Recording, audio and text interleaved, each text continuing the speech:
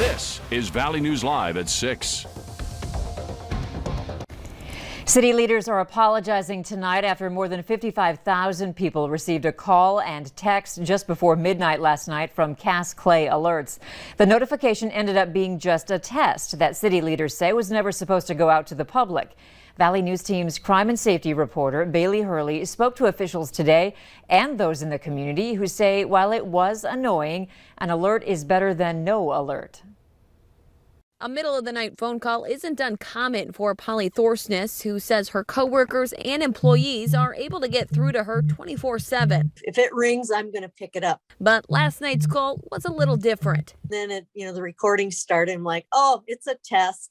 And I hung up and I just went back to sleep. City leaders say a required test is done monthly, but is supposed to only be sent out internally. Sometimes people get in a hurry and mistakes are made, and that's what happened last night. Schlafman says thankfully, operators were able to stop the alert from going out to all 115,000 contacts and apologizes to the roughly 56,000 who were woken up or scared by the late night notification. He says since they've started the new system in 2019, this is the first time a mistake has been made. I would love to say that it will never happen again, but we all know to err is human. Even though it was a test, the real thing isn't necessarily going to happen during the day.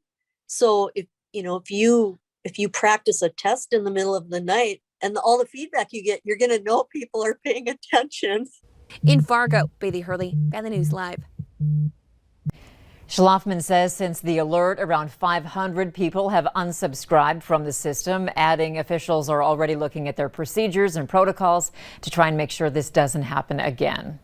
Grand Forks County has alerted all departments that a foreign country has hacked their email server. Officials say the sheriff's office emails will be inaccessible until further notice.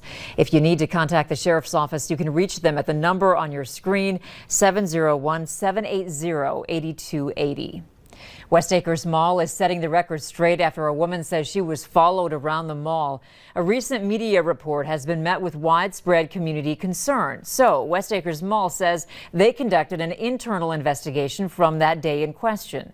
In a statement, they write that they can confidently say that at no time was the woman threatened or followed. The statement goes on to say at no time did the two people have any interaction, nor did the accused ever so much as glance at the woman. A guard escorted the unnamed woman to her car, which West Acres says they'll always do if anyone asks. A vehicle fire caused some traffic to back up on a busy interchange in Fargo. It was reported around 3:30 this afternoon on I-94 at exit 349. That's near the Tri-Level Bridge. There's still no word on what caused the fire or if anyone was hurt. A GoFundMe page set up for 2-year-old Royce Jankowski, who was badly burned in a fire, has now raised over $15,000. It happened on Tuesday at a home in Enderlin, North Dakota. Royce's mattress somehow caught on fire. He's being treated now at a hospital in Minneapolis, and his family is there with him. Royce is currently intubated and on a feeding tube. He will be having surgery on Saturday and Monday, but the road to recovery will be a long one. If you'd like to help, you can find a link to donate on our website, valleynewslive.com. Great weather today and probably for the foreseeable future, but next week that might be a different story. We'll get more on that later, but first let's find out how this evening is looking. Hutch? Andrea, thanks so much. Beautiful conditions up and down the valley as we are looking at the satellite and radar right now. There's a few snow showers moving in toward the arrowhead of Minnesota. The rest of the area, for the most part, high and dry. Temperatures still in the 60s in Mobridge, 58 in Bismarck. We did manage some 50s in eastern North Dakota today, including Grand Forks and Hallock. We're still in the 40s, some upper 30s across western and northwestern Minnesota. Temperatures falling into the 30s this evening. Light winds for the most part, a few high clouds drifting in, as you can see there from our shot at the Dakota Magic Casino. In Grand Forks, crystal clear skies at this hour. Temperatures slipping into the upper 20s late tonight. Now, it does look like we're going to enjoy some very mild weather. I'll have an update on next week's wild weather. We do have some changes from what we talked about yesterday. I'll lay all that out here in just a few moments. All right, thanks, Hutch. In your COVID-19 vaccine coverage tonight, FargoCast Public Health is now inviting K through 12 school employees to get the COVID-19 vaccine. Fargo Public Schools set aside specific days in March and April for staff to be vaccinated, and that means these days will be distance learning days for students, March 11th, 12th, and 31st, and April 1st. FargoCast Public Health has scheduled 3 days for West Fargo Public School educators to get vaccinated. They will be getting their shots from March 10th through the 12th. Middle and high school students will distance learn on March 10th. School staff are scheduled for their second round shots during the week of March 29th. More information on learning model adjustments is expected to come later. And Polk County providers are offering the vaccine to those 65 years and older.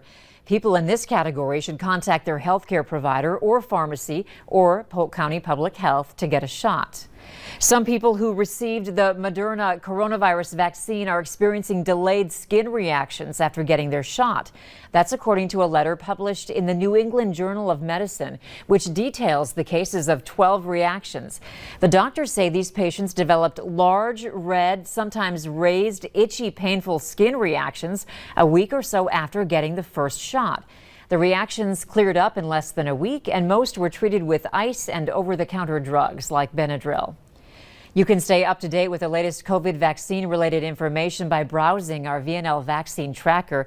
You can visit the website or simply open your phone camera right now and point it at the QR code on your screen, and then tap the link that pops up. North Dakota is the third safest state during COVID-19, according to a new study by WalletHub.